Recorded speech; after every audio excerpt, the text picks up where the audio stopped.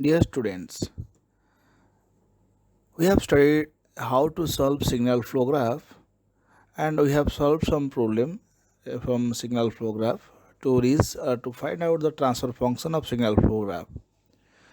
Today in this lecture we actually took a problem from GATE 2013. The problem says the signal flow graph for a system is given below. The transfer function y of s divided by u of s for the system is. By default, we took R of S as input and C of S as output. But if the question is given like this U of S and Y of S, then you should assume Y of S is output and U of S is input. How to assume? That is the important thing. I told you we need to find out the nodes. The node is called income. If the node is incoming node only, then it must be output node like this. See, I what I need to say is, if you see this node, there is no outgoing path. We have only incoming path. So you confirm that this node is a output node.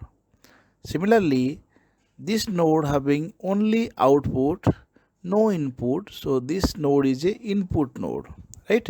So here u of s is Laplace transform of input and y of s is the Laplace transform of output. So here s represents the frequency domain, that is the Laplace of the time domain approach. So instead of s, if t was given, then small y of t, or in case of Laplace, capital Y of t. So we can say small y, you can say Laplace transform of small y of t is equal to capital Y of s. Okay, and we have seen like some the branch transmittance will be in g of s and the feedback loop transmittance will be h of s in that format. But here we have seen some numbers and some s terms, s inverse.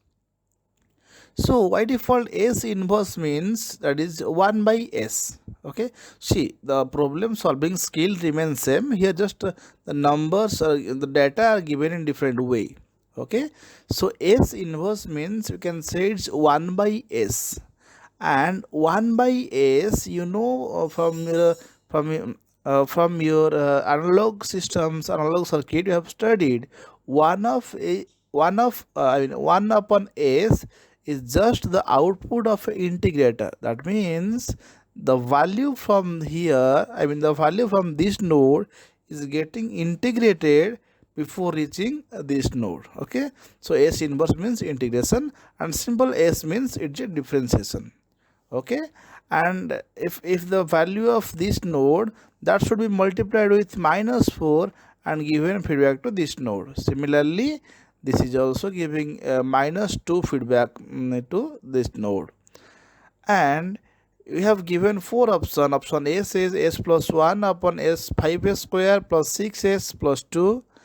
Option B, s plus 1 upon s square plus 6s plus 2. Option C, s plus 1 divided by s square plus 4s plus 2.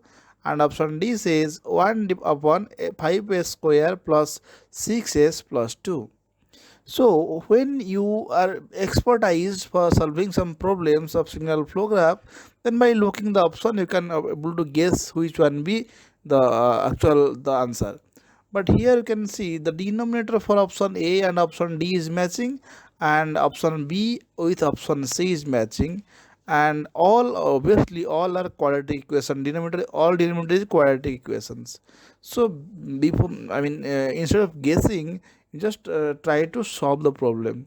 So as I told, the first step to solve the problem is to numbering the nodes. So I have numbered the node as 1, 2, 3, 4 and 5. Then I need to find out what are the forward paths. Yes, here I can see the straight line joining node 1 to node 2, then to node 3, then to node 4, then to node 5 is one path. Yes, because I have not traversed any node twice. Similarly, I can see from 1 to 2, 2 to 3, 3 to 4 in this way, not in this way. I have to move in this way, then reach to 5. Okay, I have got two forward path. Can you able to find any other forward path? I have not found any forward path. Obviously, you are not able to find the forward path also. So in this graph, we have only two forward paths. That is, the first one will be 1, 2, 3, 4, 5 in a straight line. Okay, so obviously the branch transmittance will be 1 into S inverse into S inverse into 1, which is nothing but minus S to the power minus 2 or 1 by S square, right? So here P1, or you can write PK1 also, so better you write P1, right? So that is the branch transmittance of the branch 1, I mean the forward path 1. Then the next forward path will be this, simple. So instead of moving straight line, I just take a path, I just take the diversion.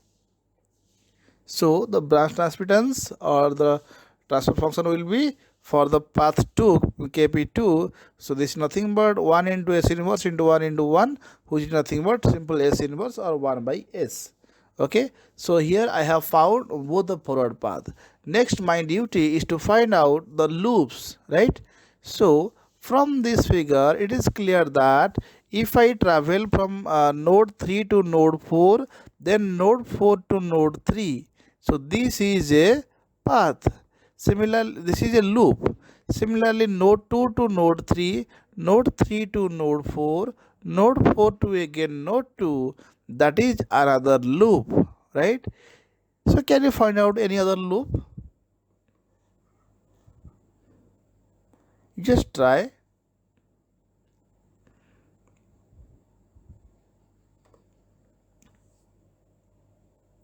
Yes. So if you try it, you might have got the another loop. Let me describe one. So starting from 2 to 3, so instead of going in this way, just take a path like this. So 2 to 3 and take diversion from 3, reach 4, then come back to 3, come back to 2. So this is another loop. Another loop also exists from 3, diversion to 4, then come back to 3. So here I have found out 4 different loop. No more loop is possible from this signal flow graph.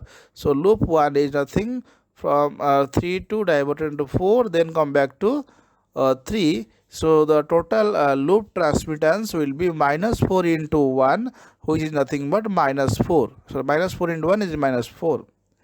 The second loop is nothing but the 3 to 4, but in this way. Okay, so here the straight line transmittance will be 1 by S or S inverse, and we have the feedback transmittance, which is nothing but minus 4. So total transmittance will be equal to 4S inverse, or you can write 4 by S. Similarly, the loop 3 is nothing but in this way. It consists 3 node, okay, and we have the two forward transmittance, S inverse and S inverse, and having one feedback transmittance, which is nothing but minus 2. So the total transmittance of this loop will be L3 is equal to the multiplication of all the transmittance, which is nothing but minus 2 S square. I mean minus 2 S to the power minus 2. Okay. So I have remained one more loop, which is the loop 4, and it looks somewhat like this: 2 to 3, 3 to 4, 4 to 2. So in this way, right?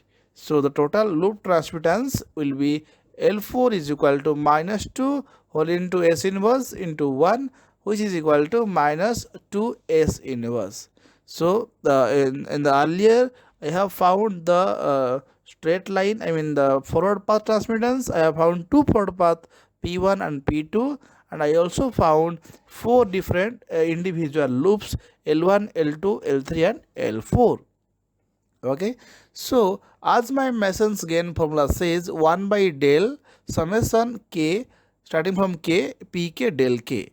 So here p is the forward path and k is the number of forward path, and delta is the formula 1 minus sum of all the individual loop gain plus sum of all two non-touching loop gain minus sum of all 3 non-touching loop gain.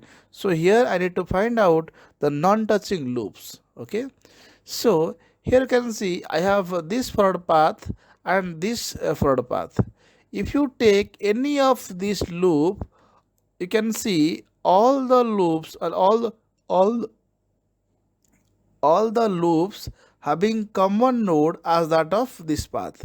You can see this loop having 3 4 and 3 4 is existed in this forward path. Similarly 2 3 4, 2 3 4 also exist. 2 3 4 here, 2 3 4 exist, 3 4 3 4 is exist. Similarly for this graph also all the nodes are coincide with each other. That means it is very clear that neither of any loop or neither of any individual loop are non-touching with any one of the forward path. So all the loops are touching to the forward path. So the formula of delta says 1 minus sum of non-touching loop. Here there is no non-touching loop, so the sum is equal becomes 0. So 1 minus 0 is equal to 1, and that 1 will be the delta k1 and delta k2 for these two forward path. Okay. Next, I need to find out the loop gains like delta. Okay, so what is delta? Delta is equal to 1 minus sum of all the individual loop gain, then plus sum of all two non-touching loop gain, plus sum of all three non-touching loop gain, and this minus plus will be in zigzag manner and so on. Okay, so here 1 is the constant, then minus L1 plus L2 plus L3 plus L4 which we have already found out earlier. That will be 1 minus this value, which actually gives out 5 plus 6s inverse plus 2s to the power minus 2. So essentially this will be the denominator of the transfer function, and what we found out, t is equal to 1 by delta summation k stands from pk to del k, and this essentially as pk as del k1 and del k2 is equal to 1, and p1 pk1 or p1 is equal to s to the power minus 2, and pk2 is s to the power minus 1. This actually, when you take this value and place in this value with the delta, then I will find out s inverse, I mean s to the power minus 2 plus s to the power minus 1 whole divided by 5 plus 6s inverse plus 2s to the power minus 2, which is essentially gives s plus 1 divided by 5s square plus 6x plus 2, and the answer will be the option A. Okay, so this much for this lecture. Thank you so much. I will come with a new lecture, and stay tuned to find my new lectures. Thank you so much.